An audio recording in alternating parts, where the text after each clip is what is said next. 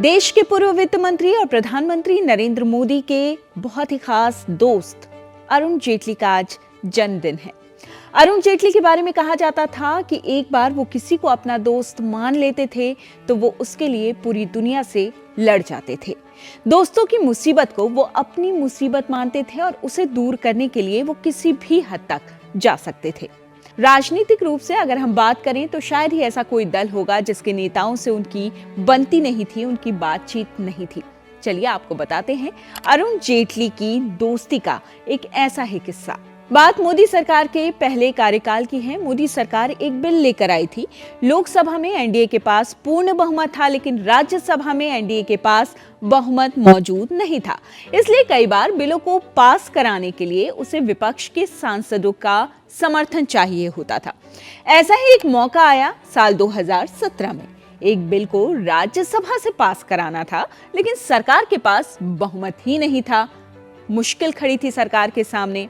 राज्यसभा में नेता सदन की जिम्मेदारी अरुण जेटली के पास ही थी। उन्होंने तत्कालीन समाजवादी पार्टी के राज्यसभा सांसद नरेश अग्रवाल से कहा कि उनकी पार्टी इसे पास कराने में उनकी मदद कर दे, उनका साथ दे दे। विपक्ष उम्मीद लगाए बैठा था कि ये बिल राज्यसभा में बुरी तरह गिर जाएगा और उनकी एक तरह से नैतिक जीत हो जाएगी, लेकिन ऐसा नहीं हुआ।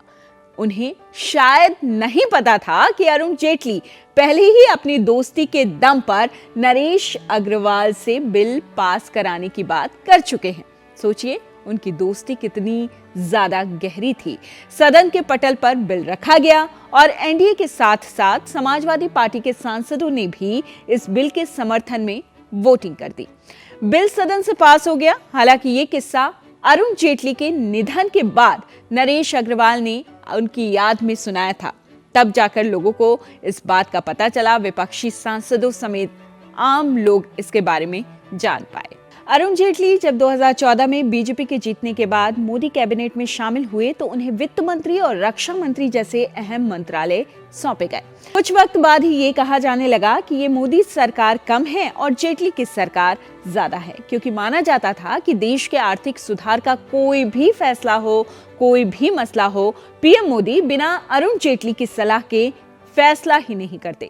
मोदी सरकार के अपने पहले कार्यकाल में जब वो वित्त मंत्री थे तभी देश में नोटबंदी, जीएसटी, जनधन योजना और डायरेक्ट बेनिफिट ट्रांसफर जैसे बदलावकारी कदम उठाए गए थे। तो ये था अरुण जेटली से संबंधित वो किस्सा, वो बातें जो कम ही लोग जानते हैं।